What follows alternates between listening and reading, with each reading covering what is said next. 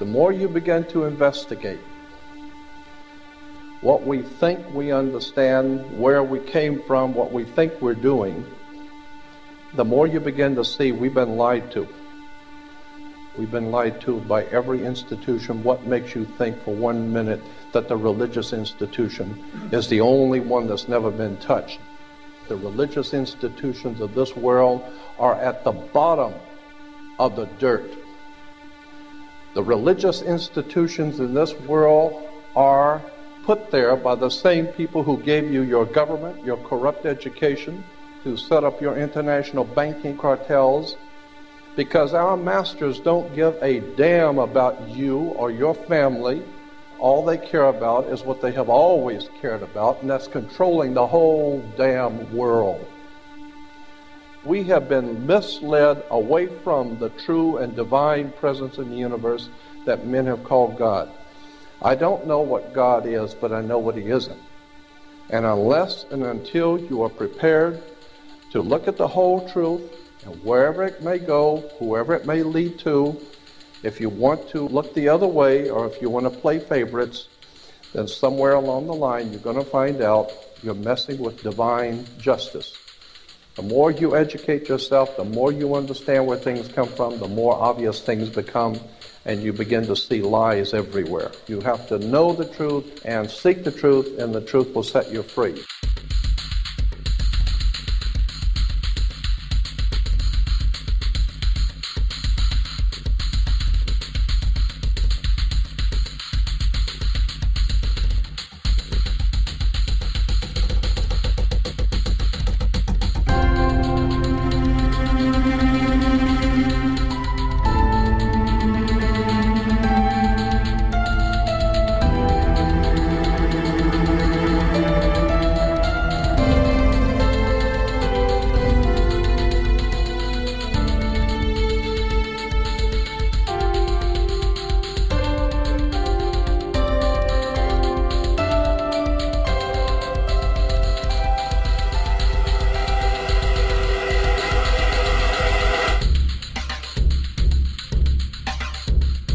Because I gotta tell you the truth, folks. I gotta tell you the truth. When it comes to bullshit, big time, major league bullshit, you have to stand in awe of the all-time champion of false promises and exaggerated claims, religion. Think about it. Religion has actually convinced people that there's an invisible man living in the sky who watches everything you do every minute of every day. And the invisible man has a special list of 10 things he does not want you to do. And if you do any of these 10 things, he has a special place full of fire and smoke and burning and torture and anguish, where he will send you to live and suffer and burn and choke and scream and cry forever and ever till the end of time. But he loves you.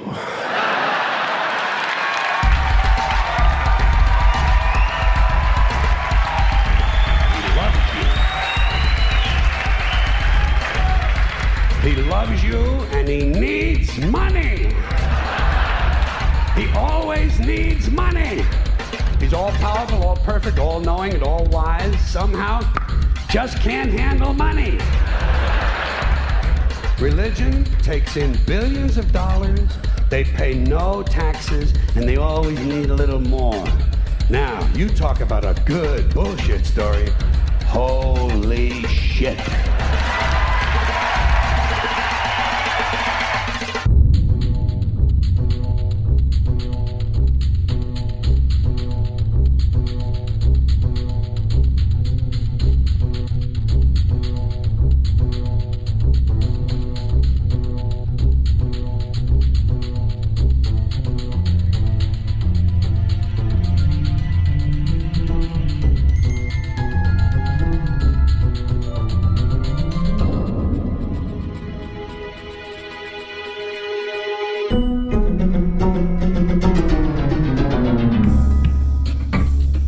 This is the sun.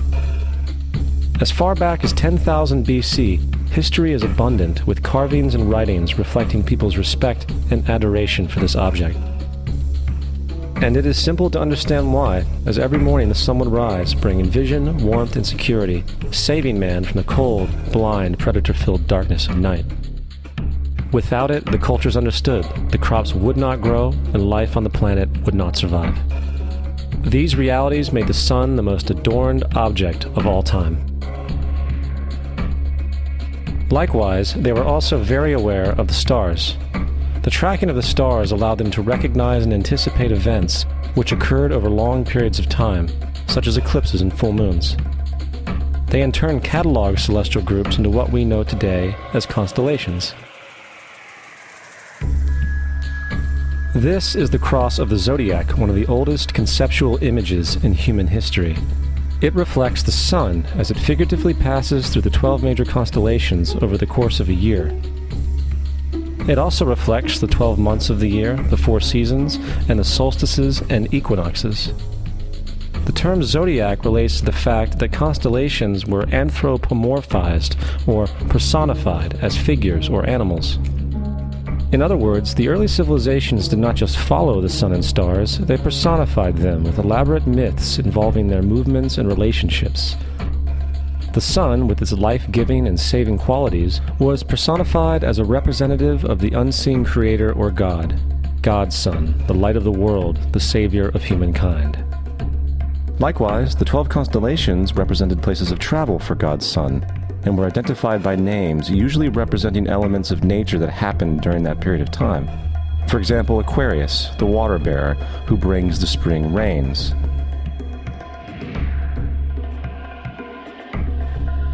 This is Horus. He is the sun god of Egypt of around 3000 BC. He is the sun anthropomorphized, and his life is a series of allegorical myths involving the sun's movement in the sky. From the ancient hieroglyphics in Egypt, we know much about this solar messiah. For instance, Horus, being the sun or the light, had an enemy known as Set, and Set was the personification of the darkness or night. And, metaphorically speaking, every morning Horus would win the battle against Set, while in the evening Set would conquer Horus and send him into the underworld. It is important to note that dark versus light, or good versus evil, is one of the most ubiquitous mythological dualities ever known, and is still expressed on many levels to this day. Broadly speaking, the story of Horus is as follows. Horus was born on December 25th of the Virgin Isis Mary. His birth was accompanied by a star in the east, which, in turn, 3 kings followed to locate and adorn the newborn Savior. At the age of 12, he was a prodigal child teacher, and at the age of 30, he was baptized by a figure known as Anup, and thus began his ministry. Horus had 12 disciples he traveled about with, performing miracles such as healing the sick and walking on water. Horus was known by many gestural names such as the Truth, the Light, God's Anointed Son, the Good Shepherd, the Lamb of God, and many others. After being betrayed by Typhon, Horus was crucified, buried for 3 days, and thus resurrected. These attributes of Horus, whether original or not, seem to permeate many cultures of the world, for many other gods are found to have the same general mythological structure. Attis of Phrygia, born of the Virgin Nana on December 25th, crucified, placed in a tomb, and after 3 days was resurrected. Krishna of India, born of the Virgin Devaki, with a star in the east signaling his coming. He performed miracles with his disciples, and, upon his death, was resurrected. Dionysus of Greece, born of a virgin on December 25th, was a traveling teacher who performed miracles such as turning water into wine. He was referred to as the King of Kings, God's only begotten Son, the Alpha and Omega, and many others. And, upon his death, he was resurrected. Mithra of Persia, born of a virgin on December 25th, he had 12 disciples and performed miracles, and upon his death was buried for 3 days and thus resurrected. He was also referred to as the Truth, the Light, and many others. Interestingly, the sacred day of worship of Mithra was Sunday. The fact of the matter is, there are numerous saviors from different periods from all over the world which subscribe to these general characteristics. The question remains, why these attributes? Why the virgin birth on December 25th? Why dead for 3 days in the inevitable resurrection? Why 12 disciples or followers?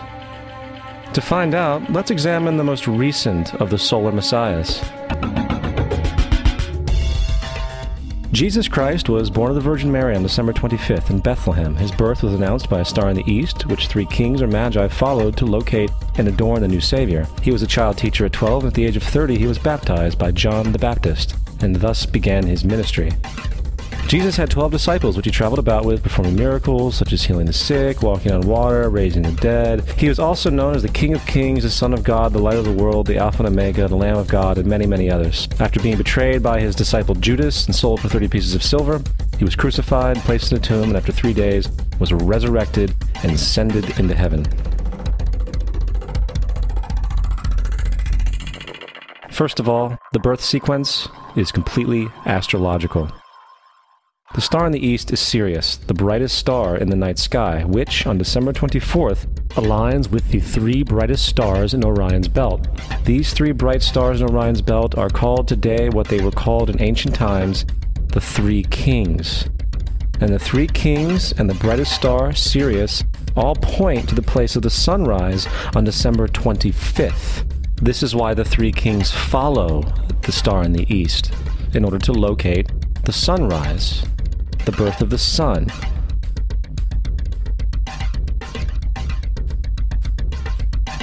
The Virgin Mary is the constellation Virgo, also known as Virgo the Virgin. Virgo in Latin means virgin. The ancient glyph for Virgo is the altered M. This is why Mary, along with other virgin mothers, such as Adonis's mother Myra or Buddha's mother Maya, begin with an M. Virgo is also referred to as the house of bread, and the representation of Virgo is a virgin holding a sheaf of wheat. This house of bread and its symbol of wheat represents August and September, the time of harvest. In turn, Bethlehem, in fact, literally translates to house of bread. Bethlehem is thus a reference to the constellation Virgo, a place in the sky, not on Earth. There's another very interesting phenomenon that occurs around December 25th, or the winter solstice. From the summer solstice to the winter solstice, the days become shorter and colder. And from the perspective of the northern hemisphere, the sun appears to move south and get smaller and more scarce. The shortening of the days and the expiration of the crops when approaching the winter solstice symbolized the process of death to the ancients. It was the death of the sun. And by December 22nd, the sun's demise was fully realized, for the sun, having moved south continually for 6 months, makes it to its lowest point in the sky. Here a curious thing occurs. The sun stops moving south, at least perceivably, for 3 days. And during this 3-day pause, the sun resides in the vicinity of the Southern Cross, or Crux, constellation. And after this time, on December 25th, the sun moves 1 degree, this time north, foreshadowing longer days, warmth, and spring. And thus it was said, the sun died on the cross, was dead for 3 days, only to be resurrected or born again. This is why Jesus and numerous other sun gods share the crucifixion, 3-day death, and resurrection concept. It is the sun's transition period before it shifts its direction back into the northern hemisphere, bringing spring and thus salvation. However, they did not celebrate the resurrection of the sun until the spring equinox, or Easter. This is because at the spring equinox, the sun officially overpowers the evil darkness, as daytime thereafter becomes longer in duration than the night, and the revitalizing conditions of spring emerge. Now, probably the most obvious of all the astrological symbolism around Jesus regards the 12 disciples.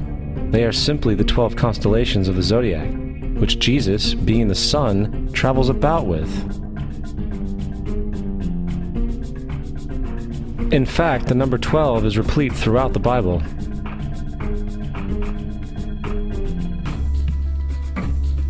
This text has more to do with astrology than anything else. Coming back to the cross of the zodiac, the figurative life of the sun, this was not just an artistic expression or tool to track the sun's movement. It was also a pagan spiritual symbol, the shorthand of which looked like this.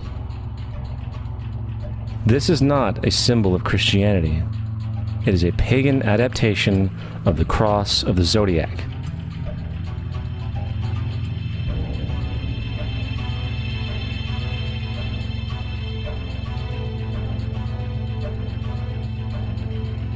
This is why Jesus in early occult art is always shown with his head on the cross, for Jesus is the Son of God, the light of the world, the risen Savior, who will come again, as it does every morning, the glory of God, who defends against the works of darkness, as he is born again every morning, and can be seen coming in the clouds, up in heaven, with his crown of thorns or sun rays.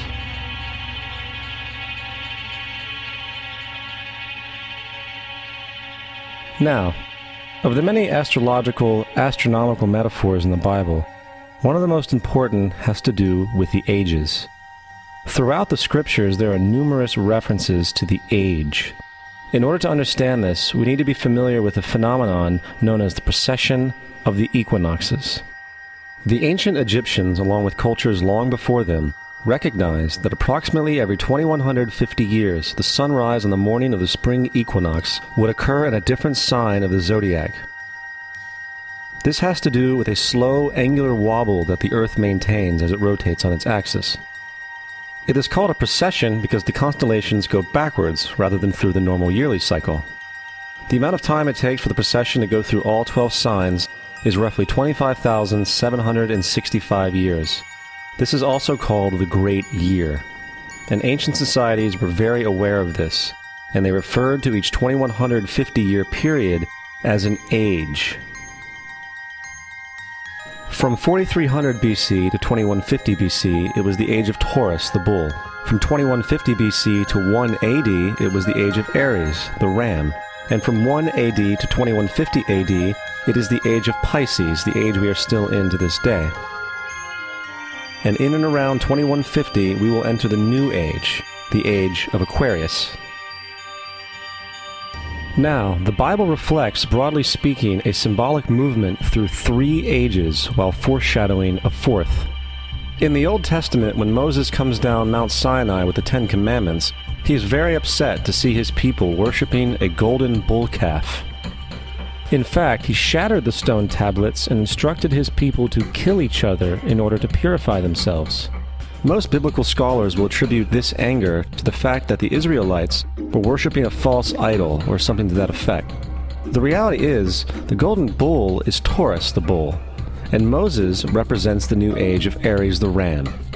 This is why Jews even today still blow the ram's horn. Moses represents the new age of Aries, and upon the new age, everyone must shed the old age.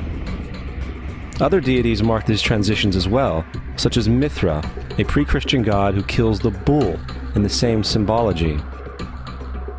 Now Jesus is the figure who ushers in the age following Aries, the age of Pisces, or the 2 fish. Fish symbolism is very abundant in the New Testament. Jesus feeds 5,000 people with bread and 2 fish. When he begins his ministry walking along Galilee, he befriends 2 fishermen who follow him. And I think we have all seen the Jesus fish on the back of people's cars. Little do they know what it actually means. It is a pagan astrological symbolism for the sun's kingdom during the age of Pisces. Also, Jesus' assumed birth date is essentially the start of this age. At Luke 22:10, when Jesus is asked by his disciples where the next Passover will be after he is gone, Jesus replies, "Behold, when ye are entered into the city, there shall a man meet you, bearing a pitcher of water. Follow him into the house where he entereth in." This scripture is by far one of the most revealing of all the astrological references. The man bearing the pitcher of water is Aquarius, the water bearer, who is always pictured as a man pouring out a pitcher of water. He represents the age after Pisces, and when the sun, God's Son, leaves the age of Pisces, Jesus, it will go into the house of Aquarius, as Aquarius follows Pisces in the precession of the equinoxes. All Jesus is saying is that after the age of Pisces will come the age of Aquarius.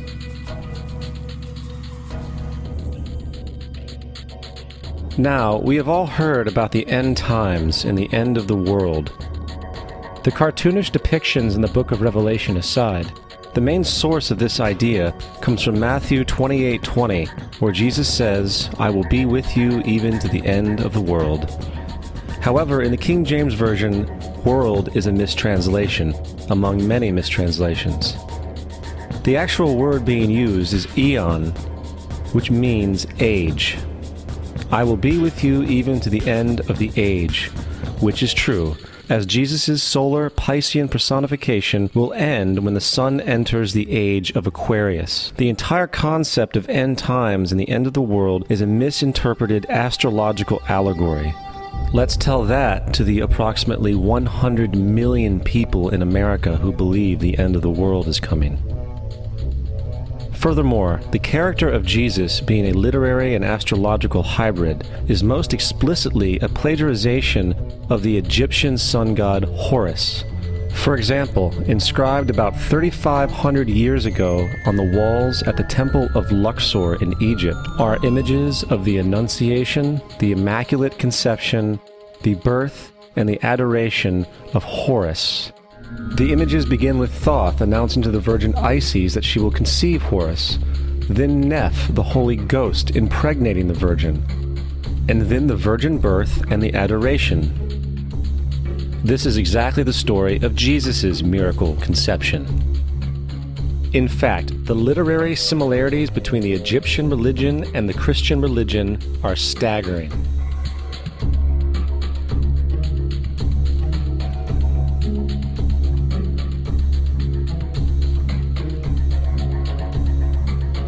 And the plagiarism is continuous.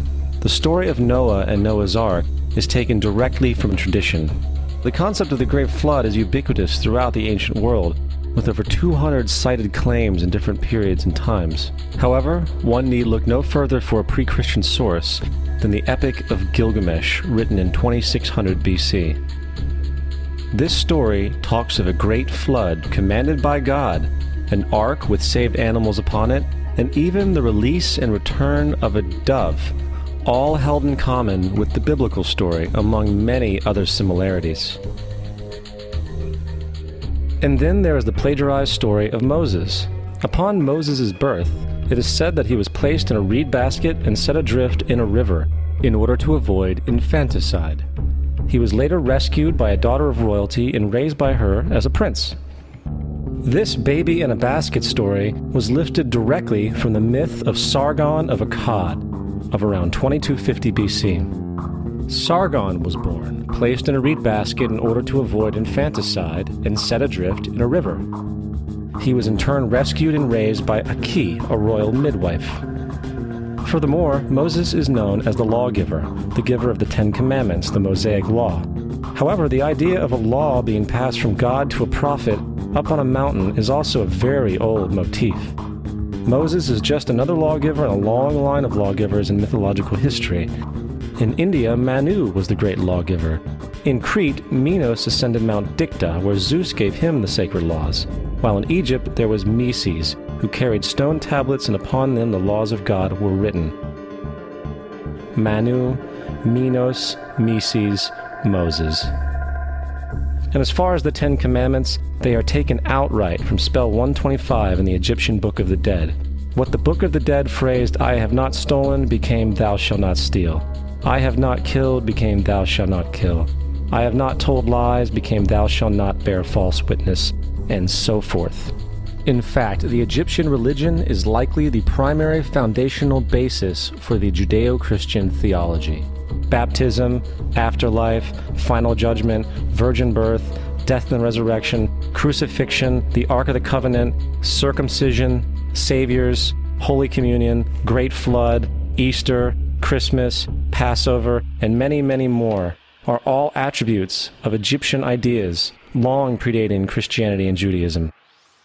Justin Martyr, one of the first Christian historians and defenders, wrote, "When we say that he, Jesus Christ, our teacher, was produced without sexual union, was crucified and died and rose again and ascended into heaven, we propound nothing different from what you believe regarding those who you esteem sons of Jupiter.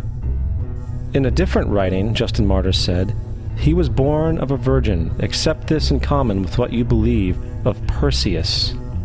It's obvious that Justin and other early Christians knew how similar Christianity was to the pagan religions.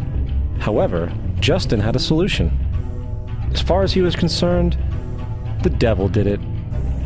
The devil had the foresight to come before Christ and create his characteristics in the pagan world. Fundamentalist Christianity, fascinating. These people actually believe the world is 12,000 years old. Swear to God. I actually asked one of these guys, okay, dinosaur fossils. He says, dinosaur fossils? God put those here to test our faith.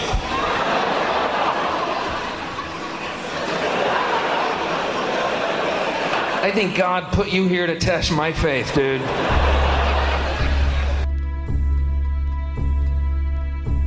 The Bible is nothing more than an astrotheological literary hybrid, just like nearly all religious myths before it.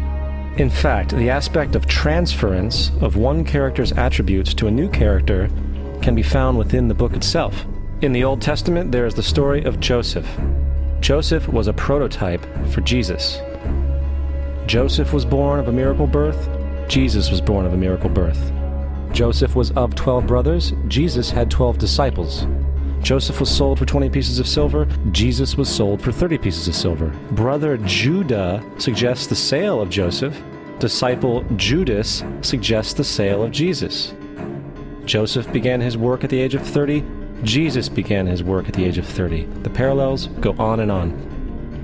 Furthermore, is there any non-biblical historical evidence of any person living with the name Jesus, the son of Mary, who traveled about with 12 followers, healing people and the like? There are numerous historians who lived in and around the Mediterranean, either during or soon after the assumed life of Jesus.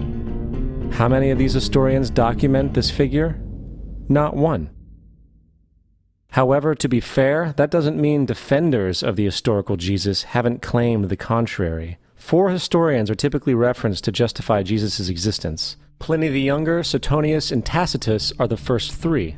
Each one of their entries consists of only a few sentences at best, and only refer to Christus or the Christ, which in fact is not a name but a title. It means the Anointed One. The 4th source is Josephus, and this source has been proven to be a forgery for hundreds of years. Sadly, it is still cited as truth. You would think that a guy who rose from the dead and ascended into heaven for all eyes to see and performed the wealth of miracles acclaimed to him would have made it into the historical record. It didn't, because once the evidence is weighed, there are very high odds that the figure known as Jesus did not even exist.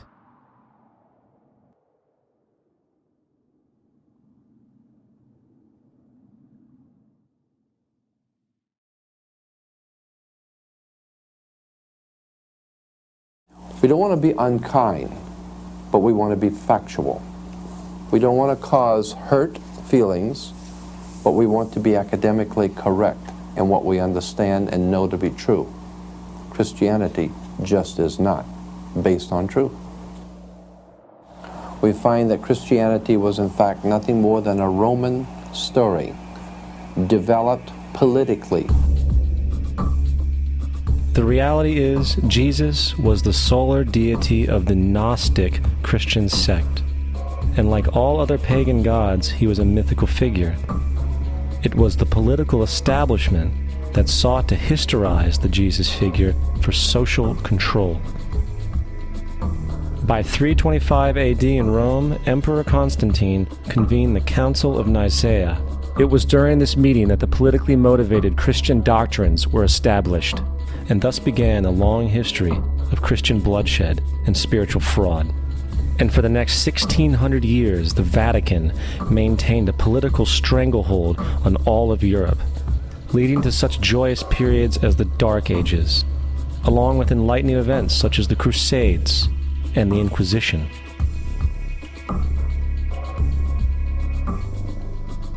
Christianity, along with all other theistic belief systems, is the fraud of the age.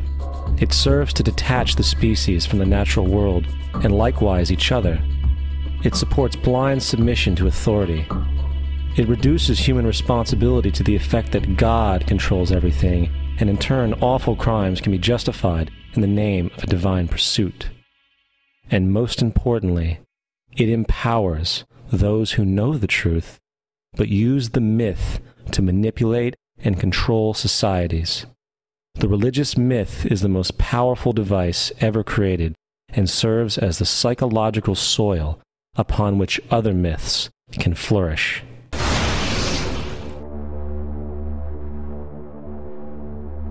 A myth is an idea that, while widely believed, is false.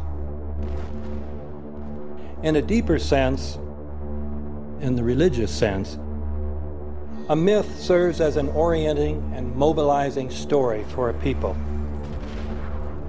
The focus is not on the story's relation to reality, but on its function. A story cannot function unless it is believed to be true in the community or the nation. It is not a matter of debate. If some people have the bad taste to raise the question of the truth of the sacred story, the keepers of the faith do not enter into debate with them. They ignore them or denounce them as blasphemers. It is wrong, blasphemous, and sinful for you to suggest, imply, or help other people come to the conclusion that the U.S. government killed 3,000 of its own citizens.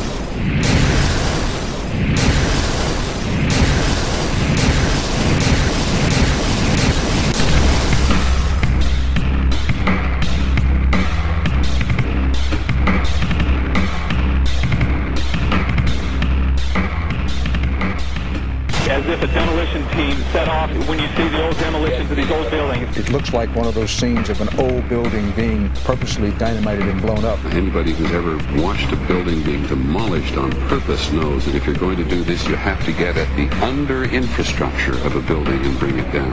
The way the structure is collapsing, this was the result of something that was planned. It's not accidental that the first tower just happened to collapse and then the second tower just happened to collapse in exactly the same way.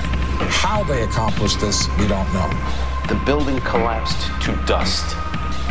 You don't find a desk. You don't find a chair. You don't find a telephone, a computer. The biggest piece of a telephone I found was half of the keypad, and it was about this big. What happened to the concrete? The concrete was pulverized from river to river. There was dust powder 2-3 inches thick. The concrete was just pulverized. Reminiscent of those pictures we've all seen too much on television before, when a building was deliberately destroyed by well-placed dynamite to knock it down. If they had detonated, they were planned to take down a building. Boom, boom, boom, boom, boom. I heard a second explosion. There was a heavy-duty explosion. Then there was secondary explosions and then subsequent collapses. An explosion blew and it knocked everybody over. To me, it sounded like an explosion. It sounded like gunfire. Bang, bang, bang, bang, bang. And then all of a sudden, 3 big explosions. We heard a big explosion coming down. And then the entire top of the building just blew up. We saw some kind of explosion. By the force of the explosion. Big explosion. Blew us back into the 8th floor. Then we get to the lobby, there's this big explosion. The lobby looked as though a bomb had exploded there. A huge explosion now, raining debris. It's been a huge explosion. Huge explosion that we all heard and felt. We just witnessed some kind of follow-up explosion. We heard a very loud blast, explosion. A secondary explosion at Tower 1 camp. That is another bomb going off. He thinks that there were actually devices that were planted in the building. Planted in the building.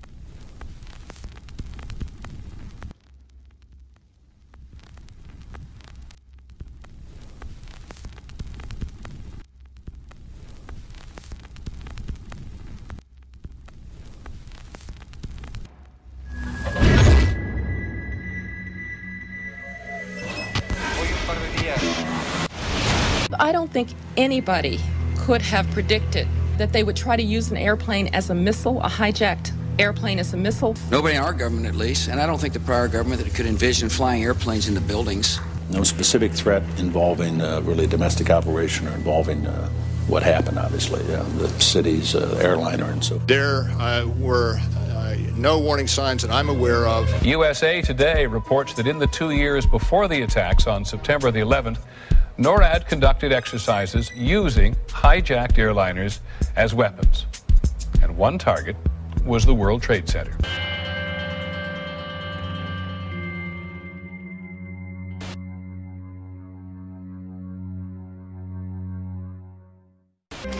In confidential documents from the Philippines obtained by CNN, the plan was clear.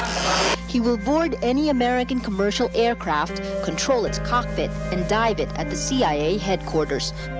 Other buildings targeted the Pentagon and the World Trade Center.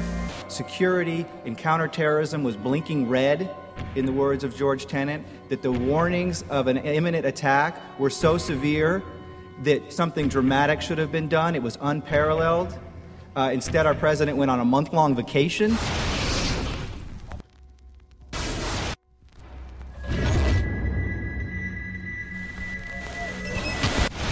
The head of Pakistani intelligence at the ISI, Mahmoud Ahmed, requested Omar Sheikh to wire $100,000 to Mohammed Atta, who was the lead hijacker. Hijacker Mohammed Atta received wire transfers via Pakistan. The man sending the money to Atta is believed to be Ahmed Umar Saeed Sheikh. Omar Sheikh admitted he was supported by the Pakistan government's intelligence service, the ISI.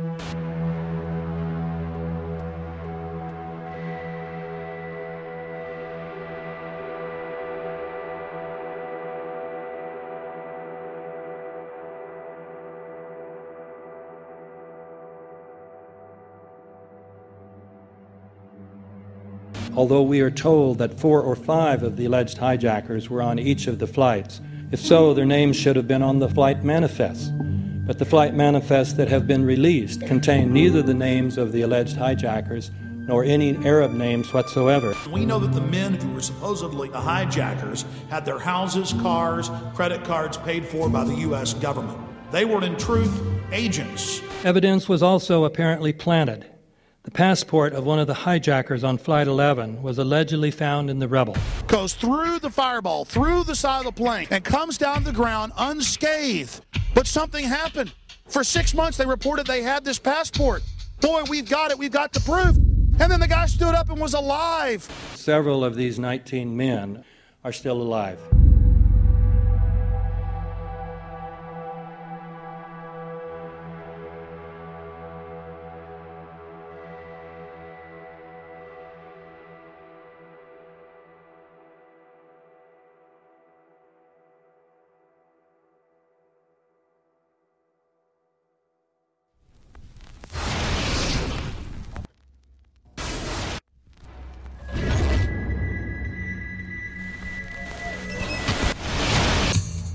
Of course we're after Saddam Hussein, bin Laden. He's January 2001, the Bush administration orders the FBI and intelligence agencies to back off investigations involving the bin Laden family, including 2 of Osama bin Laden's relatives, who were living, guess where, in Falls Church, Virginia, right next to CIA headquarters. When he was already America's most wanted criminal, he reportedly spent 2 weeks in the American hospital in Dubai, was treated by an American doctor, and visited by the local CIA agent. We have not seen one piece of evidence that links Osama bin Laden directly to the planning stages of September 11th. This failure to provide proof was later said to be unnecessary because bin Laden, in a video allegedly found in Afghanistan, admitted responsibility for the attacks. This confession is now widely cited as proof. But the man in this video has darker skin, fuller cheeks, and a broader nose than the Osama bin Laden of all other videos. We again seem to have planted evidence. In 1976, Osama's older brother Salim bin Laden hired a man in Texas by the name of Jim Bath to handle all the investments in the United States for the bin Laden family. Jim Bath also happens to be a personal, almost lifelong friend and former Air National Guard pilot with George W. Bush. The connections between the Bushes and the bin Ladens become much more clear when George Herbert Walker Bush made trips to Saudi Arabia in 1998 and 2000 to meet with the bin Laden family on behalf of a company called the Carlyle Group.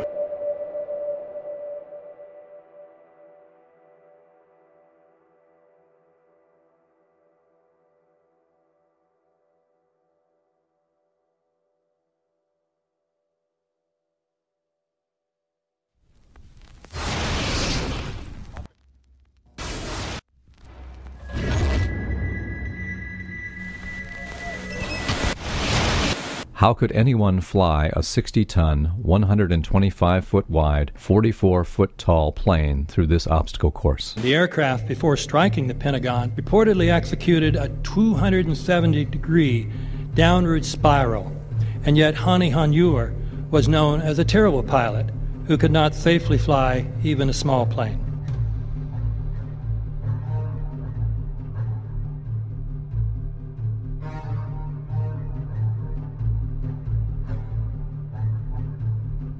No seats, no luggage, no bodies. Nothing but bricks and limestone. The official explanation is that the intense heat from the jet fuel vaporized the entire plane. Flight 77 had 2 Rolls-Royce engines made of steel and titanium alloy and weigh 6 tons each. It is scientifically impossible, but 12 tons of steel and titanium was vaporized by jet fuel. We're also told that the bodies were able to be identified either by their fingerprints or by the DNA. So what kind of fire can vaporize aluminum and tempered steel and yet leave human bodies intact? From my close-up inspection, there's no evidence of a plane having crashed anywhere near the Pentagon. And as I said, the only pieces left that you can see are small enough that you could pick up in your hand. Shortly after the strike, government agents picked up debris and carried it off. The entire lawn was covered with dirt and gravel, so that any remaining forensic evidence was literally covered up. The videos from security cameras, which would show what really hit the Pentagon, were immediately confiscated by agents of the FBI, and the Department of Justice has to this day refused to release them. If these videos would prove that the Pentagon was really hit by a 757, most of us would assume the government would release them.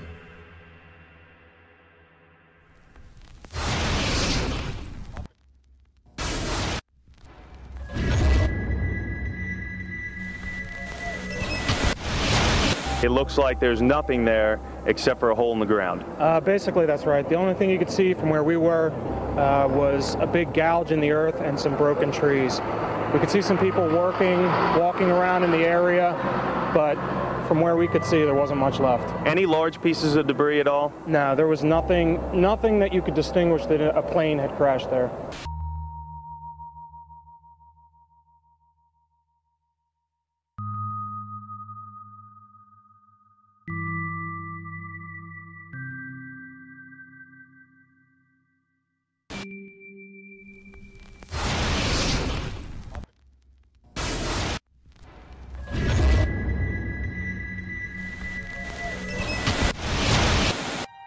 Pancake theory, according to which the fires, while not melting the steel, heated it up sufficiently to cause the floors weakened by the airplane strikes to break loose from the steel columns, and this started a chain reaction. So you would expect then from that theory, which is the official theory, to see a whole stack of floors piled up on top of each other and then a spindle of core columns standing too. The core of each of the twin towers consisted of 47 massive steel columns. If the floors had broken loose from them, these columns would have still been sticking up into the air 1,000 feet. The plane did not cut all those core columns. We designed the buildings to take the impact of the Boeing 707 hitting the building at any location. The building probably could sustain multiple impacts of jetliners. That the plane flew straight into the building. Through him, right. Yeah. So you're saying that the building was actually designed to cope with a hole like that and still survive? Yeah, it was. If you had dropped, say, a billiard ball From the top of the World Trade Center, 110 floors up there, it would have taken 8 to 10 seconds to hit the ground, encountering no resistance whatsoever. The Twin Towers came down in nearly free-fall speed. 200,000 tons of steel shatters and explodes outwards over 500 feet. This means that floors shattered at an average rate of about 10 floors per second. There is no scenario for a pancake effect of buildings falling that allows them to fall at the rate of free fall. Now what can do that? What can move mass out of the way? Explosives.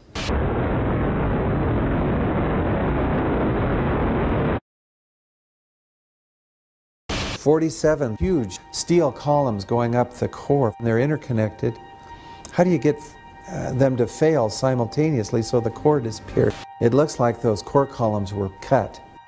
The way we do this is by cutting the beam at an angle.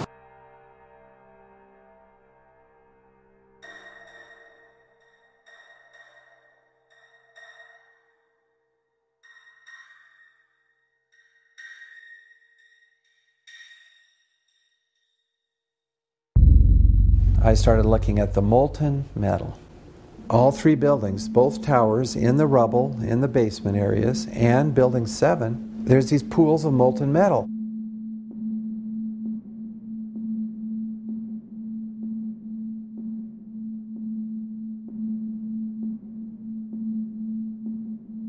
You'd get down below and you'd see molten steel running down the channel rails, like you're in a foundry. Like lava. The molten steel was found 3, 4, and 5 weeks later, when the rubble was being removed. He said that molten steel was also found underneath World Trade Center 7. So I'm looking through the official reports. What do they say about the molten metal? They say nothing. But wait a minute. This is important evidence. So where'd that come from? Thermite is so hot that it'll just cut through steel, through structural steel, for example, like a knife through butter. The products are molten iron and aluminum oxide, which goes off primarily as a dust. You know those enormous dust clouds? You can imagine when you assemble these chemicals on a large scale.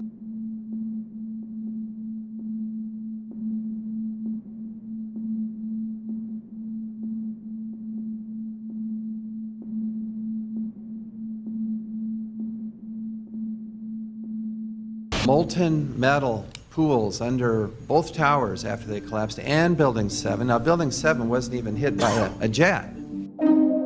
Part of the problem is that most people simply don't know much about Building 7 due to the extraordinary secrecy surrounding this collapse. And this was a 47-story skyscraper. This building fell at 5:25. It was not hit by a plane. This building had fires on only 2 or 3 floors. And it was brought down by what we know was a controlled demolition. Demolitions, they look just like that. You know, a kink in the middle, and then that building just comes straight down, almost at free fall speed. They first blow one of the central columns so the building falls in on itself. Building 7 had a classic crimp or wedge. Its central column was blown out first, so it didn't structurally damage buildings just a few feet away from it.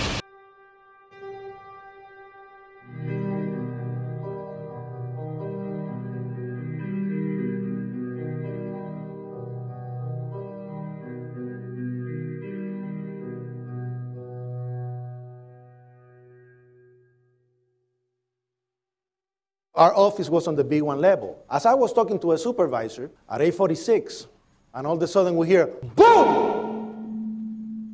An explosion so hard that pushed us upwards. And it came from the basement between the B2 level and the B3 level.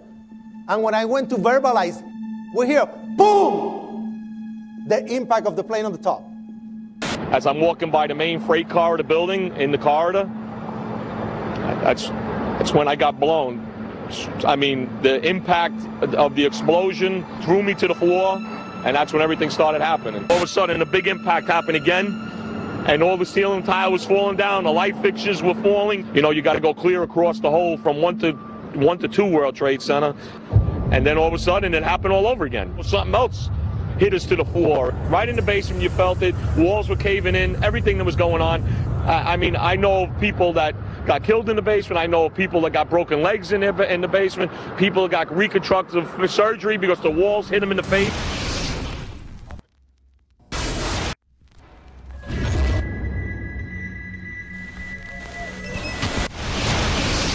According to standard operating procedure, if an FAA flight controller notices anything that suggests a possible hijacking, the controller is to contact a superior. If the problem cannot be fixed within about a minute, the superior is to ask NORAD, the North American Aerospace Command, to send up or scramble jet fighters to find out what is going on. NORAD then issues the scramble order to the nearest Air Force base with fighters on alert. But although interceptions usually occur within 10 or so minutes, in this case, 80 or so minutes had elapsed before fighters were even airborne. It's a mind-bending anomaly. Not a single U.S. Air Force interceptor turns a wheel until it's too late. There are no jets at all. What if they were so confused and had been so deliberately confused that they couldn't respond?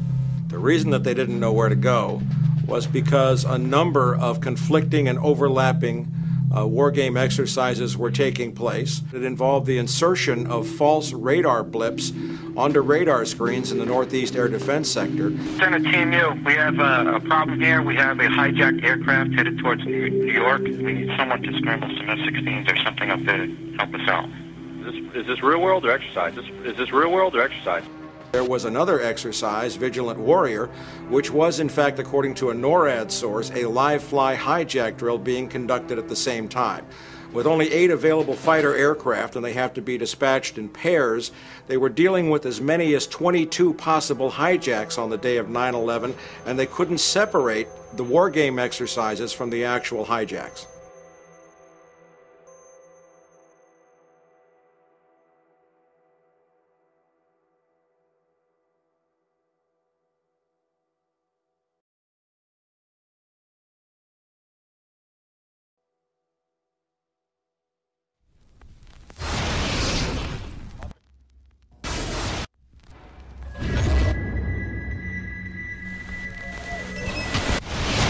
Page 172.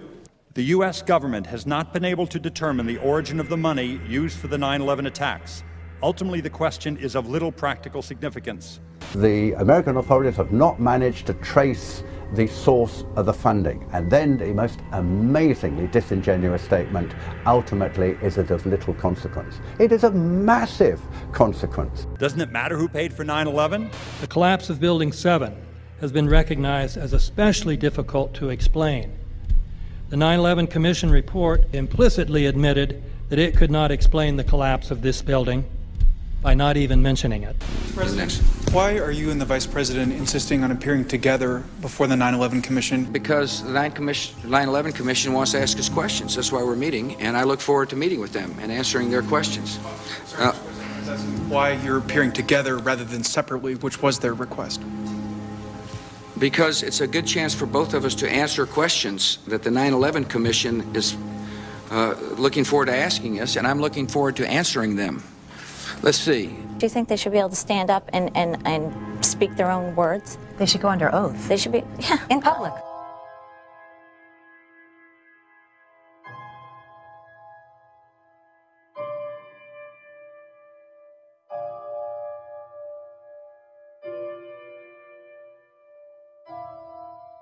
Don't you think that the families deserve to have a transcript or to be able to see what you Adam, said? you asked me that question yesterday.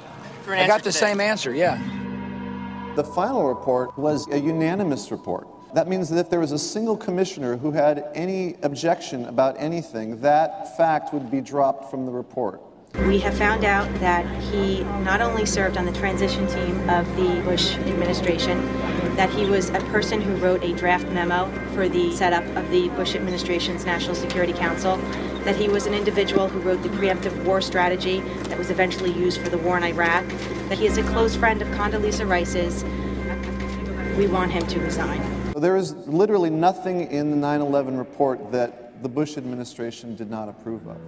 We can understand, therefore, why the Commission, under Zelikow's leadership, would have ignored all the evidence that would point to the truth, that 9/11 was a false flag operation intended to authorize the doctrines and funds needed for a new level of imperial mobilization.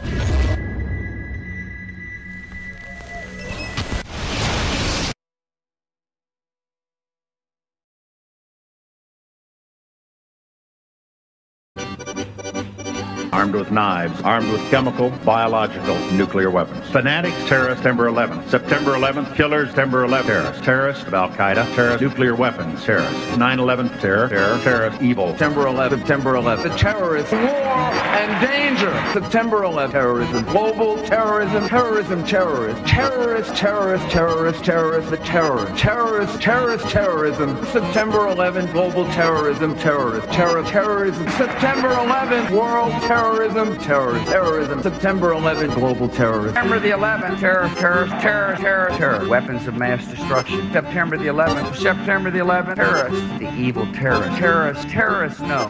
Terrorism. The words are hypnotically repeated. Terrorism, terrorist, terrorist threat, and of course, believed to be linked to Al-Qaeda. But it's the so-called war on terrorism that's in our faces practically 24/7 as the inescapable focus of our existence. One day, our grandchildren will look back on this time and ask, how was the war on terror won? The entire U.S. ruling class, ruling elite, comes to see terrorism as the preferred means, indeed the only means, to provide social cohesion, to provide an enemy image for the society to keep it together. According to neocon theory from Carl Schmitt, you have to have an enemy image in order to have a society. A very dangerous thing, because now it means that the entire social order, the political parties, intellectual life, politics in general, all based on a monstrous myth. Monstrous myth.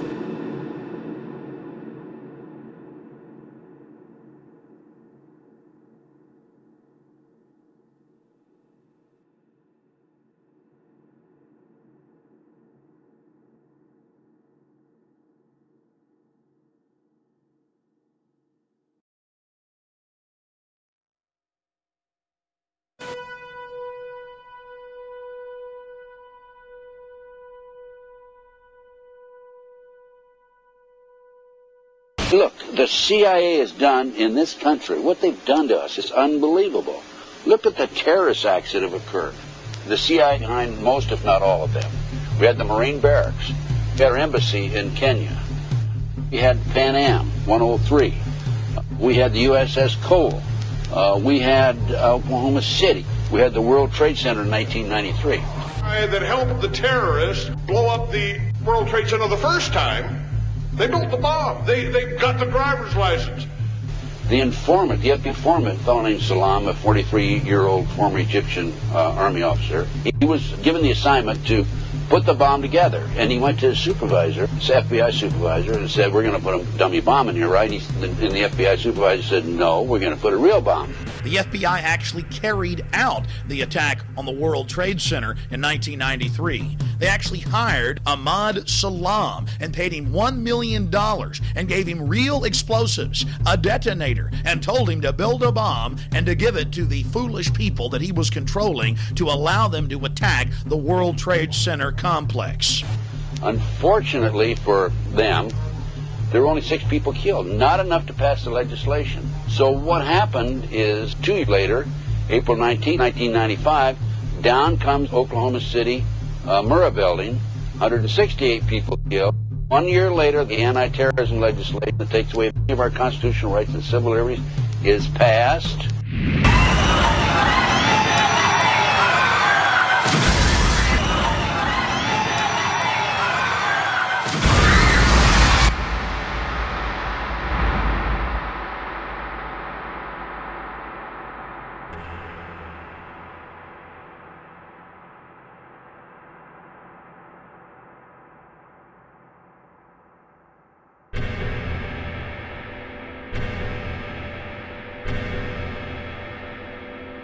Because at 9:30 this morning, we were actually running an exercise for over a company of 1,000 people in London, based on simultaneous bombs going off precisely at the railway stations that happened this morning.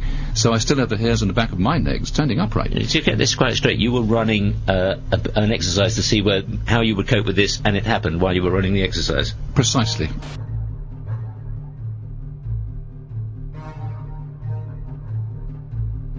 Supposed to believe is some kind of coincidence, there was also an anti-terrorist drill going on 7/7.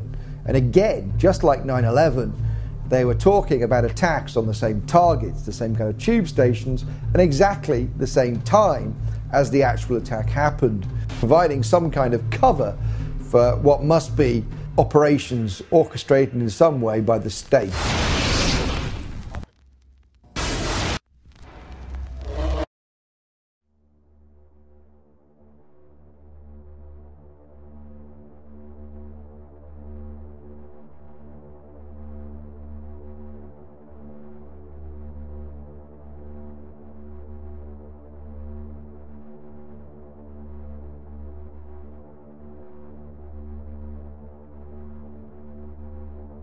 I am absolutely appalled at how much people in this country do not think. We are given to understand that, that an Arabic guy out there up in the mountains financed the most elaborate attack on this country. Do you think some people in a cave, were able to have NORAD stand down? Do you think that people in a cave were able to have all of this happen? And when I think about how many Americans were killed in New York City, and believing as I do that this thing was a setup job, this is a textbook operation that Nazis used, and they've used it over and over again. America has been suckered in one more time. I don't have to tell you things are bad. Everybody knows things are bad. The dollar buys a nickel's worth. Banks are going bust. Shopkeepers keep a gun under the counter. Punks are running wild in the street, and there's nobody anywhere who seems to know what to do, and there's no end to it. We know the air is unfit to breathe, and our food is unfit to eat. We sit watching our TVs while some local newscaster tells us that today we had 15 homicides and 63 violent crimes, as if that's the way it's supposed to be. We know things are bad, worse than bad.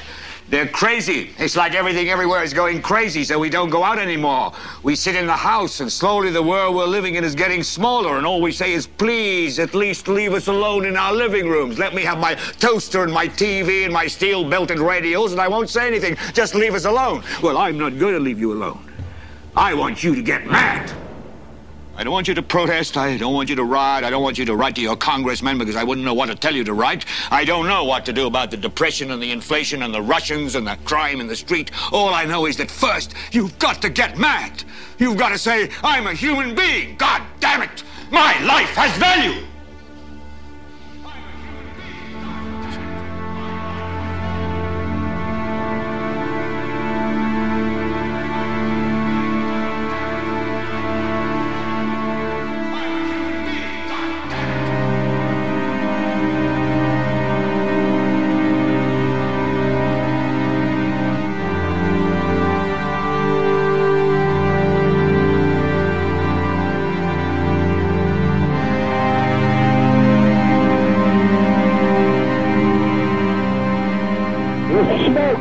There, 105, 2 power. It's really bad. It's black. It's iron. My wife thinks I'm all right. I called her and said I was leaving the building. I was fine, and bang. It's 3 of us, 2 broken windows. Oh, God!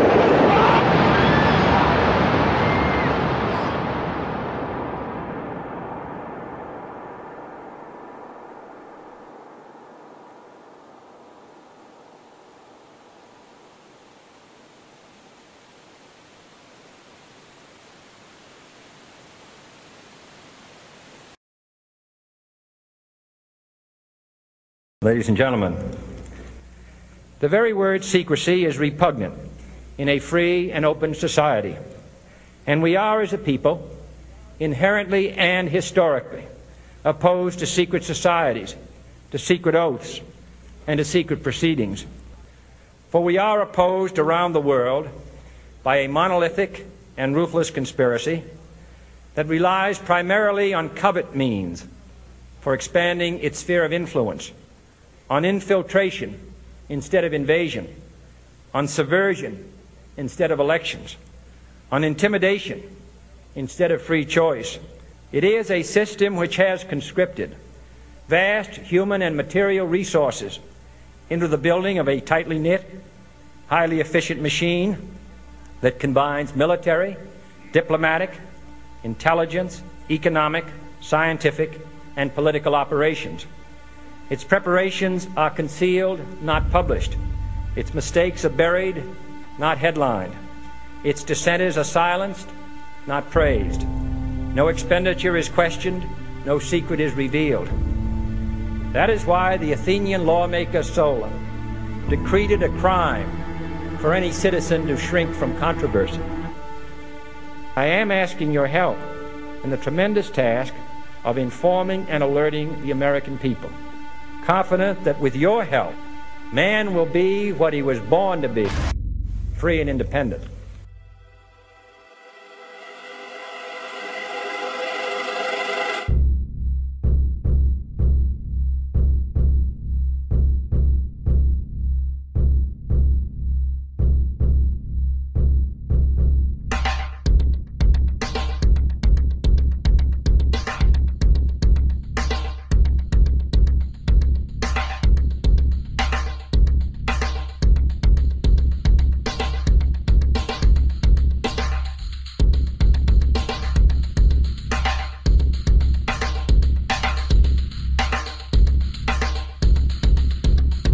(1775), the American Revolutionary War began as the American colonies sought to detach from England and its oppressive monarchy.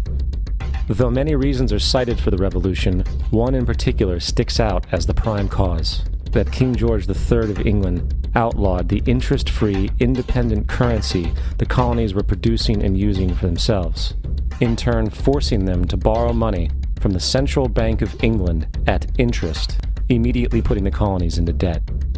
And, as Benjamin Franklin later wrote, the refusal of King George III to allow the colonies to operate an honest money system which freed the ordinary man from the clutches of the money manipulators was probably the prime cause of the Revolution. In 1783, America won its independence from England. However, its battle against the central bank concept and the corrupt, greed-filled men associated with it had just begun. So what is a central bank? A central bank is an institution that produces the currency of an entire nation. Based on historical precedent, two specific powers are inherent in central banking practice: the control of interest rates and the control of the money supply, or inflation. The central bank does not simply supply a government's economy with money, it loans it to them at interest. Then, through the use of increasing and decreasing the supply of money, the central bank regulates the value of the currency being issued. It is critical to understand that the entire structure of this system can only produce one thing in the long run: debt. It doesn't take a lot of ingenuity to figure this scam out. For every single dollar produced by the central bank is loaned at interest. That means every single dollar produced is actually the dollar plus a certain percent of debt based on that dollar. And since the central bank has the monopoly over the production of the currency for the entire country, and they loan each dollar out with immediate debt attached to it, where does the money to pay for the debt come from? It can only come from the central bank again, which means the central bank has to perpetually increase its money supply to temporarily cover the outstanding debt created, which in turn, since that new money is loaned out at interest as well, creates even more debt.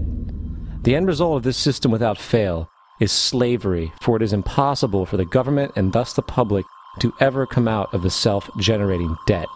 The founding fathers of this country were well aware of this.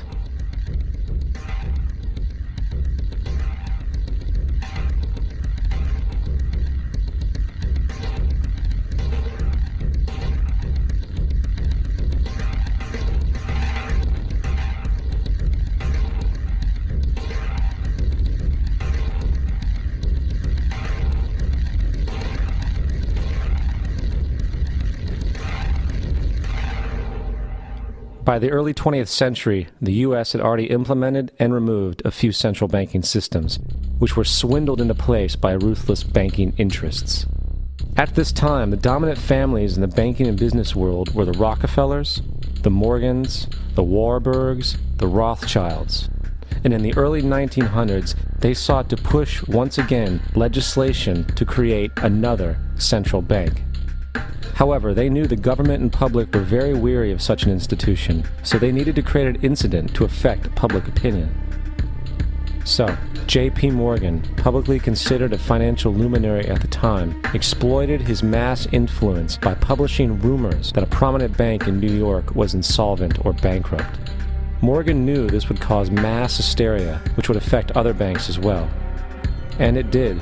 The public, in fear of losing their deposits, immediately began mass withdrawals. Consequently, the banks were forced to call in their loans, causing the recipients to sell their property, and thus a spiral of bankruptcies, repossessions, and turmoil emerged. Putting the pieces together a few years later, Frederick Allen of Life magazine wrote, "The Morgan interests took advantage to precipitate the panic, guiding it shrewdly as it progressed." Unaware of the fraud, the Panic of 1907 led to a congressional investigation headed by Senator Nelson Aldrich, who had intimate ties to the banking cartels and later became part of the Rockefeller family through marriage.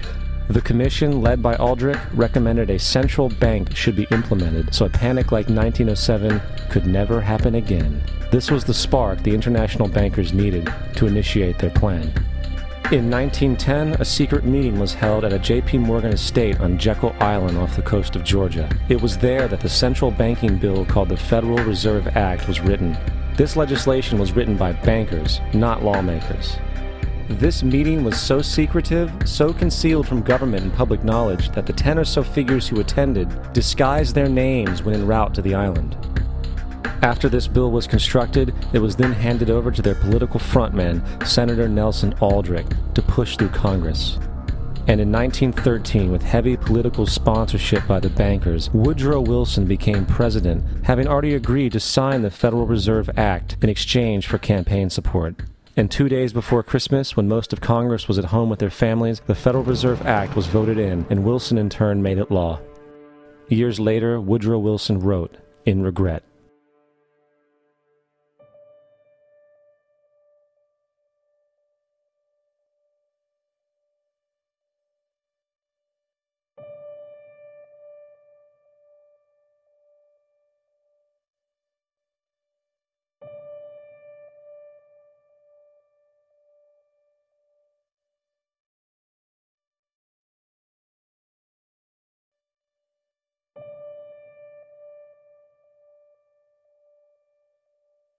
Congressman Louis McFadden also expressed the truth after the passage of the bill. A world banking system was being set up here, a superstate controlled by international bankers, acting together to enslave the world for their own pleasure. The Fed has usurped the government. Now, the public was told that the Federal Reserve System was an economic stabilizer, and inflation and economic crises were a thing of the past. Well, as history has shown, nothing is further from the truth. The fact is, the international bankers now had a streamlined machine to expand their personal ambitions. It's alive! It's alive! It's alive! For example, from 1914 to 1919, the Fed increased the money supply by nearly 100%, resulting in extensive loans to small banks and the public. Then, in 1920, the Fed called in mass percentages of the outstanding money supply, thus resulting in the supporting banks having to call in huge numbers of loans, and, just like 1907, bank runs, bankruptcy, and collapse occurred. Over 5,400 competitive banks outside of the Federal Reserve System collapsed, further consolidating the monopoly of a small group of international bankers. Privy to this crime, Congressman Lindbergh stepped up and said in 1921, "Under the Federal Reserve Act, panics are scientifically created. The present panic is the first scientifically created one, worked out as we figure a mathematical equation." However, the panic of 1920 was just a warm-up. From 1921 to 1929, the Fed again increased the money supply, resulting once again in extensive loans to the public and banks. There was also a fairly new type of loan called a margin loan in the stock market. Very simply, the margin loan allowed an investor to put down only 10% of a stock's price, with the other 90% being loaned through the broker. In other words, a person could own $1,000 worth of stock with only $100 down. This method was very popular in the roaring 1920s, as everyone seemed to be making money in the market. However, there was a catch to this loan.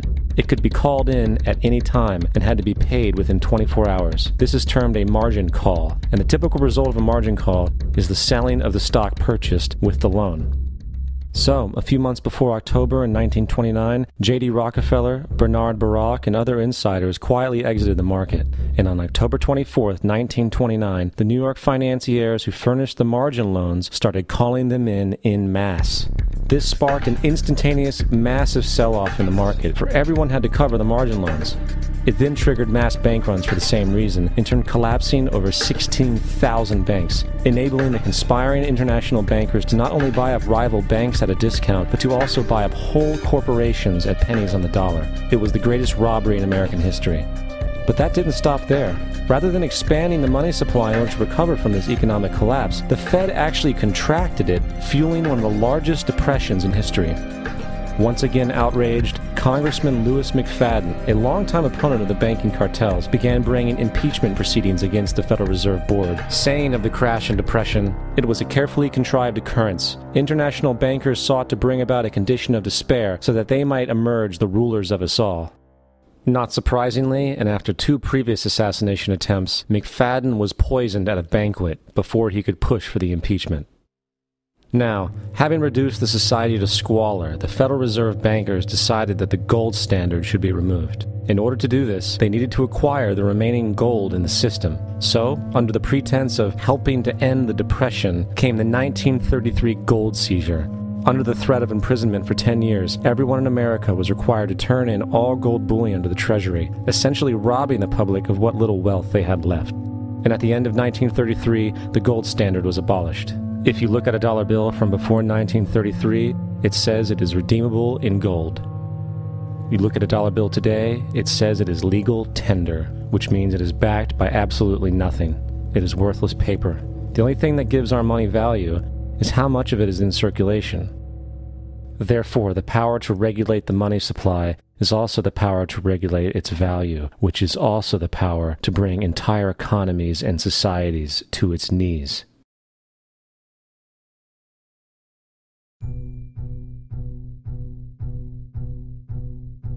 It's important to clearly understand, the Federal Reserve is a private corporation. It is about as Federal Express. It makes its own policies and is under virtually no regulation by the U.S. government. It is a private bank that loans all the currency at interest to the government, completely consistent with the fraudulent central banking model that the country sought to escape from when it declared independence in the American Revolutionary War. Now, going back to 1913, the Federal Reserve Act was not the only unconstitutional bill pushed through Congress. They also pushed the federal income tax. It's worthwhile to point out that the American public's ignorance towards the federal income tax is a testament to how dumbed down and oblivious the American population really is. First of all, the federal income tax is completely unconstitutional, as it is a direct, unapportioned tax. All direct taxes have to be apportioned to be legal based on the Constitution. Secondly, the required number of states in order to ratify the amendment to allow the income tax was never met, and this has even been cited in modern court cases.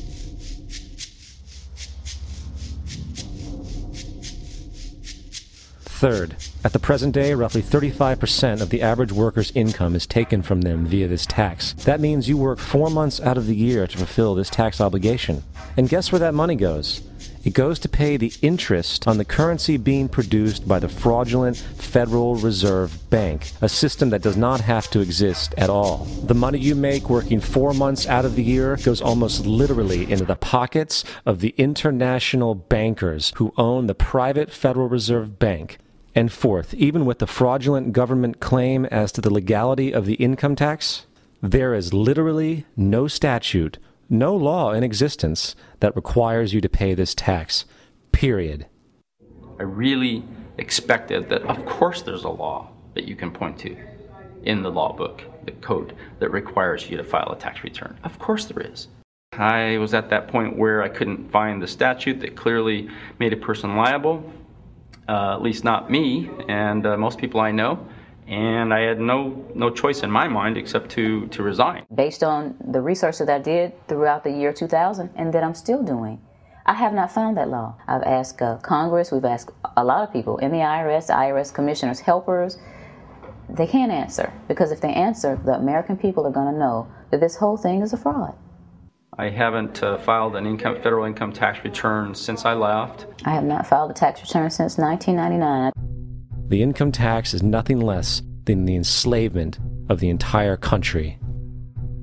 Now, the control of the economy and the perpetual robbery of wealth is only one side of the Rubik's Cube the bankers hold in their hands. The next tool for profit and control is war. Since the inception of the Federal Reserve in 1913, a number of large and small wars have commenced. The three most pronounced were World War I, World War II, and Vietnam. World War I. In 1914, European wars broke out centered around England and Germany. The American public wanted nothing to do with the war. In turn, President Woodrow Wilson publicly declared neutrality. However, under the surface, the U.S. administration was looking for any excuse it could find to enter it. In a noted observation by Secretary of State William Jennings, the large banking interests were deeply interested in the World War because of the wide opportunities for large profits. It's important to understand that the most lucrative thing that can happen for the international bankers is war, for it forces the country to borrow even more money from the Federal Reserve Bank at interest. Woodrow Wilson's top advisor and mentor was Colonel Edward House, a man with intimate connections with the international bankers who wanted in the war. In a documented conversation between Colonel House, Wilson's advisor, and Sir Edward Grey, the Foreign Secretary of England, regarding how to get America into the war, Grey inquired, "What will Americans do if Germans sink an ocean liner with American passengers on board?" House responded, "I believe that a flame of indignation would sweep the United States, and that by itself would be sufficient to carry us into war." So, on May 7, 1915, on essentially the suggestion of Sir Edward Grey, a ship called the Lusitania was deliberately sent into German-controlled waters where German military vessels were known to be. And, as expected, German U-boats torpedoed the ship, exploding stored ammunition, killing 1,200 people. To further understand the deliberate nature of this setup, the German embassy actually put advertisements in the New York Times telling people that if they boarded the Lusitania, they did so at their own risk, as such a ship sailing from America to England through the war zone would be liable to destruction. In turn, and as anticipated, the sinking of the Lusitania caused a wave of anger among the American population, and America entered the war a short time after. The First World War caused 323,000 American deaths. J.D. Rockefeller made $200 million off of it. That's about $1.9 trillion by today's standards. Not to mention the war cost about $30 billion for America, most of which was borrowed from the Federal Reserve Bank at interest, furthering the profits of the international bankers. World War II. On December 7, 1941, Japan attacked the American fleet at Pearl Harbor, triggering our entry into that war. President Franklin D. Roosevelt declared the attack was a day that will live in infamy. A day of infamy indeed, but not because of the alleged surprise attack on Pearl Harbor. After 60 years of surfacing information, it is clear that not only was the attack on Pearl Harbor known weeks in advance, it was outright wanted and provoked. Roosevelt, whose family had been New York bankers since the 18th century, whose uncle Frederick was on the original Federal Reserve Board, was very sympathetic to the interests of the international bankers, and the interest was to enter the war, as we've seen, nothing is more profitable for international bankers than war. In a journal entry by Roosevelt's Secretary of War Henry Stimson, dated November 25, 1941, he documented a conversation he had with Roosevelt. The question was, how should we maneuver them into firing the first shot? It was desirable to make sure the Japanese be the ones to do this, so that there should remain no doubt as to who were the aggressors. In the months leading up to the attack on Pearl Harbor, Roosevelt had done almost everything in his power to anger the Japanese, showing a posture of aggression. He halted all of Japan's imports of American petroleum. He froze all the Japanese assets in the United States. He made public loans to nationalist China and supplied military aid to the British, both enemies of Japan in the war, which, by the way, is completely in violation of international war rules. And on December 4th, 3 days before the attack, Australian intelligence told Roosevelt about a Japanese task force moving towards Pearl Harbor. Roosevelt ignored it. So, as hoped and allowed, on December 7, 1941, Japan attacked Pearl Harbor, killing 2,400 soldiers. Before Pearl Harbor, 83% of the American public wanted nothing to do with the war. After Pearl Harbor, 1 million men volunteered for the war. It is important to note, Nazi Germany's war effort was largely supported by two organizations, one of which was called IG Farben. IG Farben produced 84% of Germany's explosives, and even the Zyklon B used in the concentration camps to kill millions. One of the unspoken partners of IG Farben was J.D. Rockefeller's Standard Oil Company in America.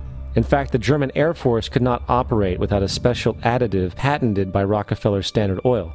The drastic bombing of London by Nazi Germany, for example, was made possible by a $20 million sale of fuel to IG Farben by the Rockefeller Standard Oil Company. This is just one small point on the topic of how American business funded both sides of World War II. One other treasonous organization worth mentioning is the Union Banking Corporation of New York City.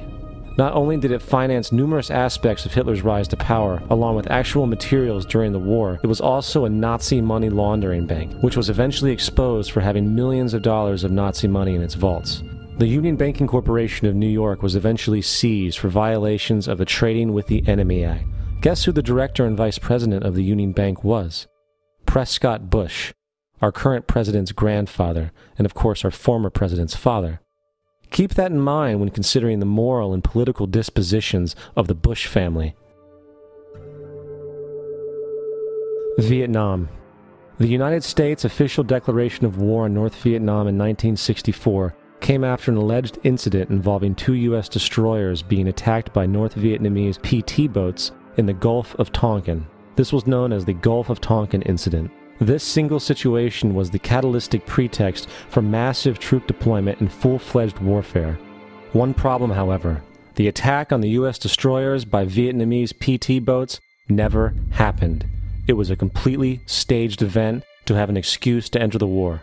Former Secretary of Defense Robert McNamara stated years later that the Gulf of Tonkin incident was a mistake, while many other insiders and officers have come forward, relaying that it was a contrived farce, a complete lie.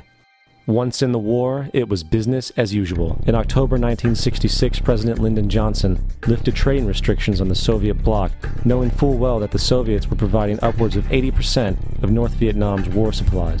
Consequently, Rockefeller interests financed factories in the Soviet Union, which the Soviets used to manufacture military equipment and send it to North Vietnam. However, the funding of both sides of this conflict was only one side of the coin. In 1985, Vietnam's rules of engagement were declassified. This detailed what American troops were and were not allowed to do in the war. It included absurdities like North Vietnamese anti-aircraft missile systems could not be bombed until they were known to be fully operational. No enemy could be pursued once they crossed the border of Laos or Cambodia. And most revealing of all, the most critical strategic targets were not allowed to be attacked unless initiated by high military officials. Apart from these imposed ludicrous limitations, North Vietnam was informed of these restrictions and therefore could base entire strategies around the limitations of the American forces. This is why the war went on so long. And the bottom line is this: the Vietnam War was never meant to be won, just sustained. This war for profit resulted in 58,000 American deaths and 3 million dead Vietnamese. So, where are we now?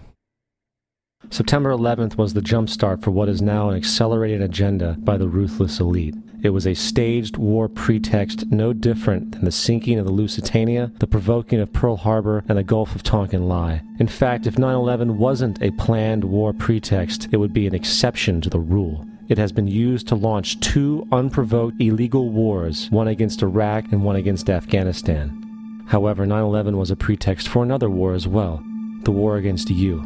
The Patriot Act, Homeland Security, the Military Tribunals Act, and other legislations are all completely and entirely designed to destroy your civil liberties and limit your ability to fight back against what is coming. Currently in the United States, unannounced to most brainwashed Americans, your home can be searched without a warrant, without you being home. You can in turn be arrested with no charges revealed to you, detained indefinitely with no access to a lawyer, and legally tortured, all under the suspicion that you might be a terrorist.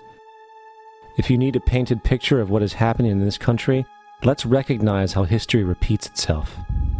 In February 1933, Hitler staged a false flag attack, burning down his own German parliament building, the Reichstag, and blamed it on communist terrorists.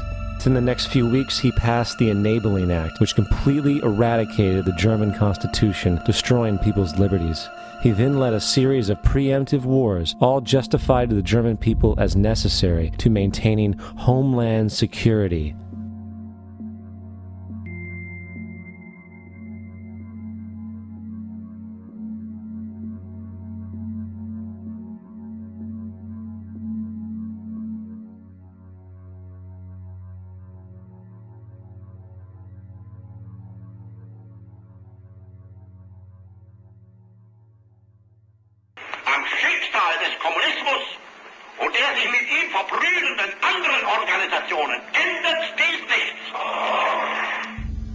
Our enemy is a radical network of terrorists and every government that supports them.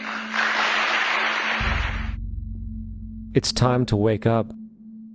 The people in power go out of their way to make sure that you are perpetually misled and manipulated. The majority's perception of reality, especially in the political arena, is not their own. It is shrewdly imposed upon them without them even knowing it. For example, the public at large actually believes the invasion of Iraq is going badly, as sectarian violence doesn't seem to stop. What the public fails to see is that the destabilization of Iraq is exactly what the people behind the government want.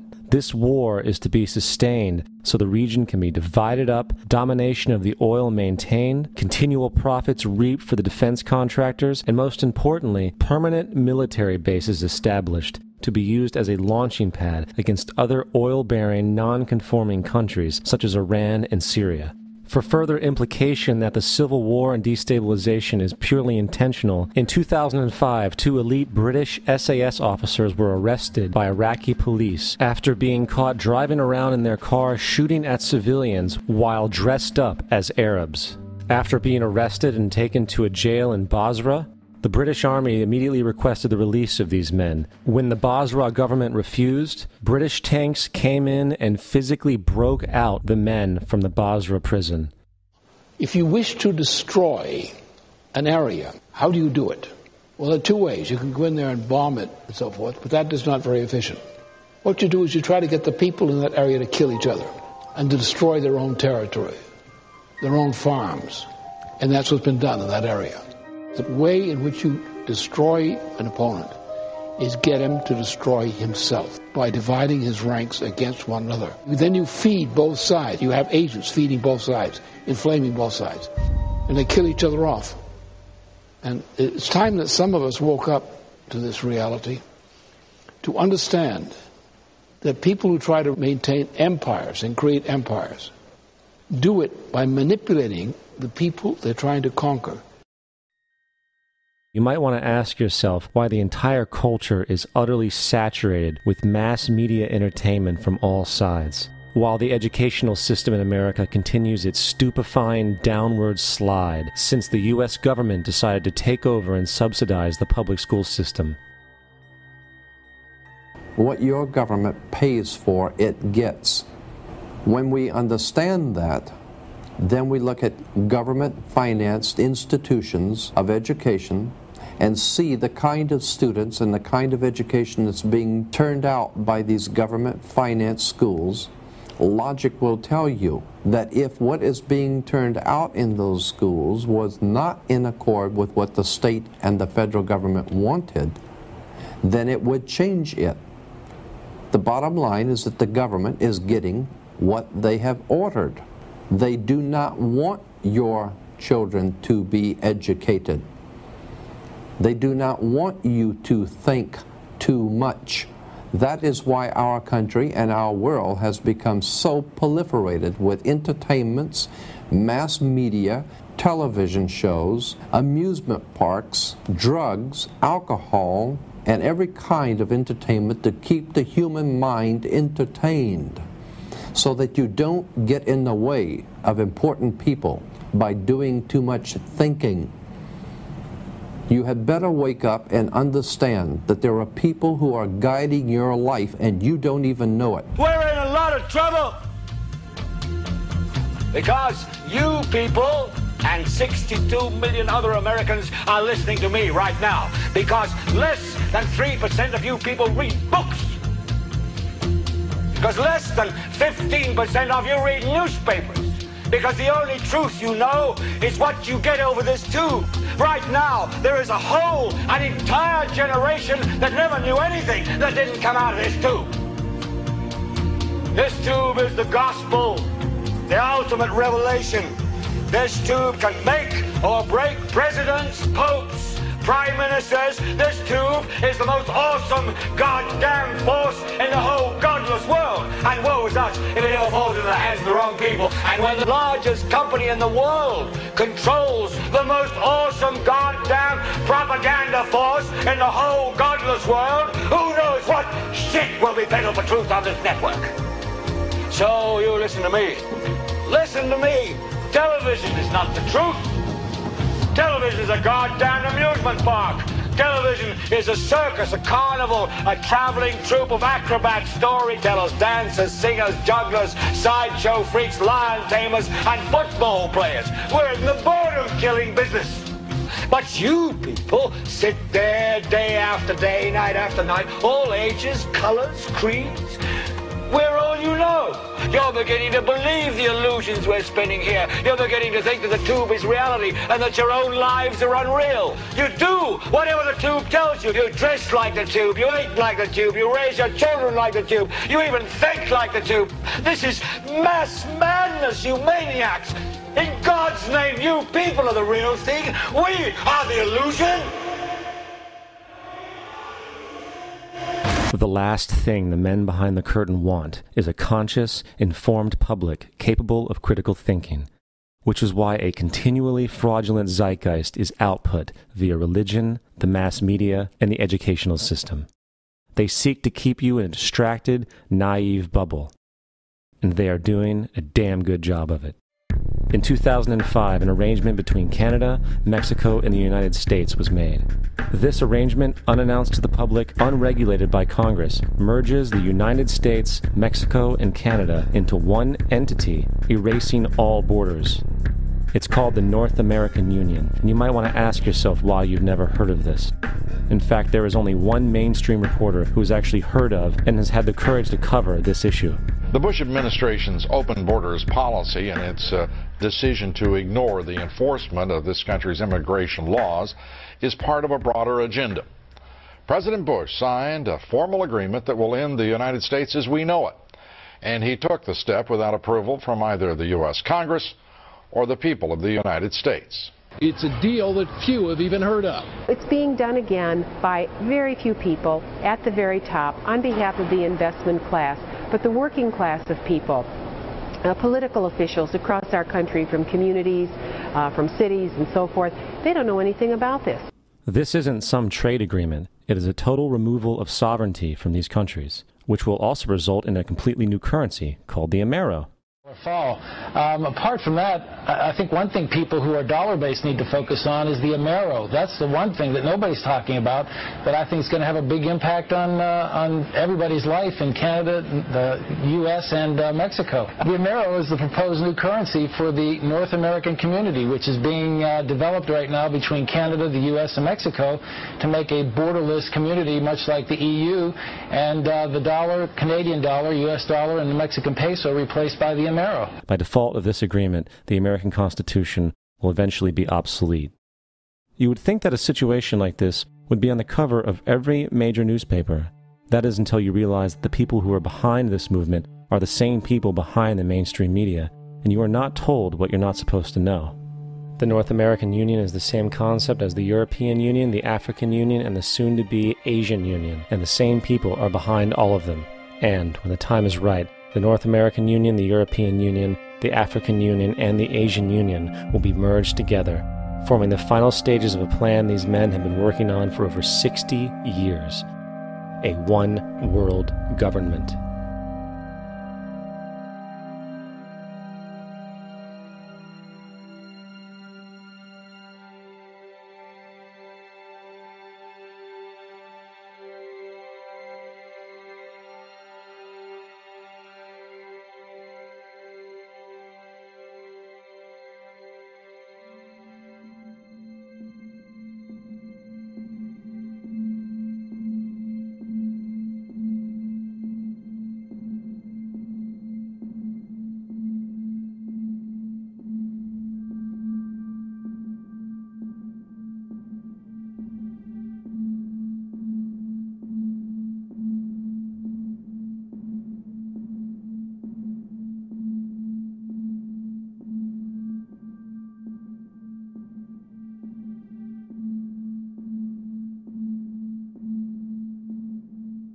One bank, one army, one center of power.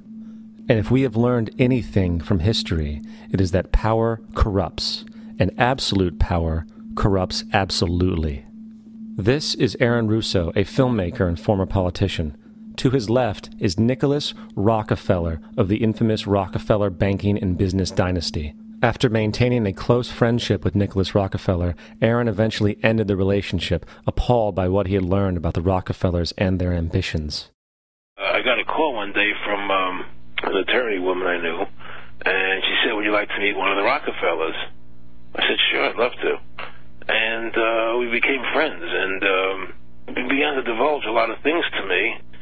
So he said to me one night, he said that there's going to be an event there, and out of that event, you're going to see we're going to go into Afghanistan, so we can run pipelines from the Caspian Sea. We're going to go into Iraq to take the oil and establish a base in the Middle East, and we're going to go into Venezuela and try and get rid of Chavez. And the first two they've accomplished. Chavez they didn't accomplish. And he said you're going to see guys going into caves looking for people that they're never going to find. You know, he was laughing about the fact that you have this war on terror. There's no real enemy. He's talking about how by having this war on terror, you can never win it because it's an eternal war, and so you can always keep taking people's liberties away. And I said, how are you going to convince people that this war is real? He said, but the media can convince everybody it's real. I mean, you know, it's just that you keep talking about things, you keep saying it over and over and over again, and eventually people believe it. You know, you created the Federal Reserve in 1913 through lies. You create 9/11, which is another lie. Through 9/11, you're fighting a war on terror, and now all of a sudden you go into Iraq, which was another lie, and now they're going to do Iran. You know, and it's all one thing leading to another, leading to another, leading to another. Now, I would say, what are you doing this for? What's the point of this thing? You have all the money in the world you ever want. You have all the power. I said, you know, you're hurting people. It's not a good thing. And he would say, what do you care about the people for? Take care of yourself and you take care of your family. And then I said to him, what are the ultimate goals here? He said, the ultimate goal is to get everybody in this world chipped with the RFID chip and have all money be on those chips and everything on those chips. And if anybody wants to protest what we do or violate what we want, we just turn off their chip. That's right, microchipped. In 2005, Congress, under the pretense of immigration control and the so-called war on terrorism, passed the Real ID Act, under which it is projected by May 2008, you will be required to carry around a federal identification card, which includes on it a scannable barcode with your personal information. However, this barcode is only an intermediary step before the card is equipped with a Verichip RFID tracking module, which will use radio frequencies to track your every move on the planet. If this sounds foreign to you, please note that the RFID tracking chip is already in all new American passports. And the final step is the implanted chip, which many people have already been manipulated into accepting under different pretenses. We have a Florida family who are really pioneers in a brave new world. They have volunteered to be the first ever to have microchip identification devices implanted into their body. After 9/11, I was really concerned with the security of my family. I wouldn't mind having something planted permanently in my arm that would identify me.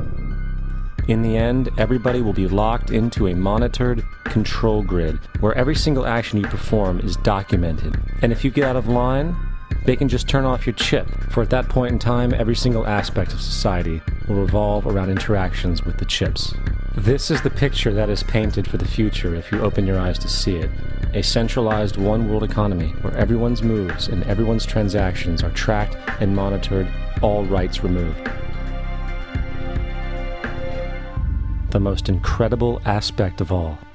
These totalitarian elements will not be forced upon the people. The people will demand them. For the social manipulation of society through the generation of fear and division has completely detached humans from their sense of power and reality. A process which has been going on for centuries, if not millennia. Religion, patriotism, race, wealth, class, and every other form of arbitrary, separatist identification and thus conceit has served to create a controlled population, utterly malleable in the hands of the few. Divide and conquer is the motto, and as long as people continue to see themselves as separate from everything else, they lend themselves to being completely enslaved. The men behind the curtain know this, and they also know that if people ever realize the truth of their relationship to nature and the truth of their personal power, the entire manufactured zeitgeist they prey upon will collapse like a house of cards.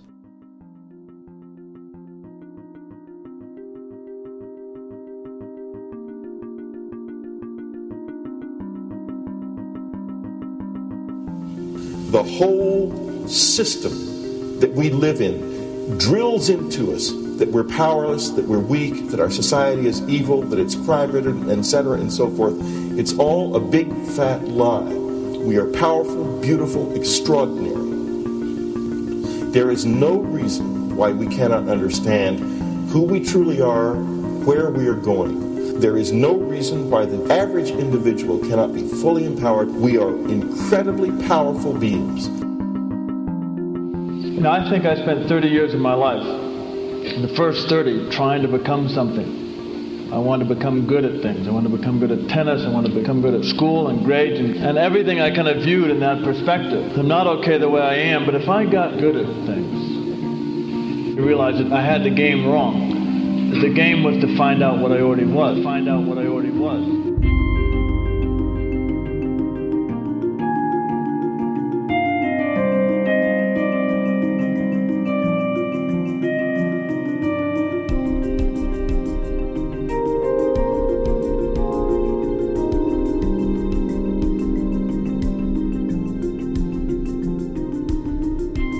Now, in our culture, we've been trained for individual differences to stand out.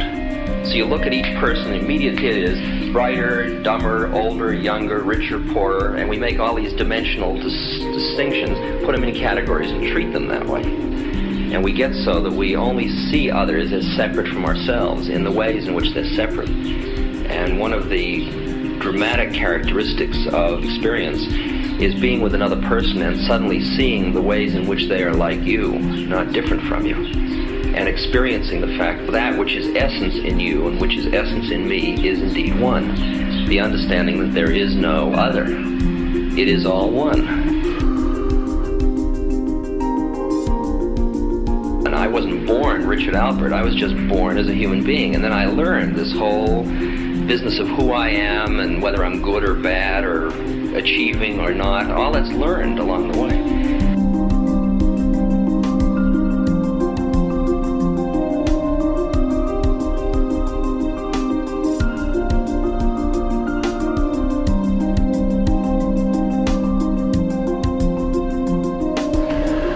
The old appeals to racial, sexual, and religious chauvinism, to rabid nationalist fervor, are beginning not to work. A new consciousness is developing which sees the earth as a single organism and recognizes that an organism at war with itself is doomed.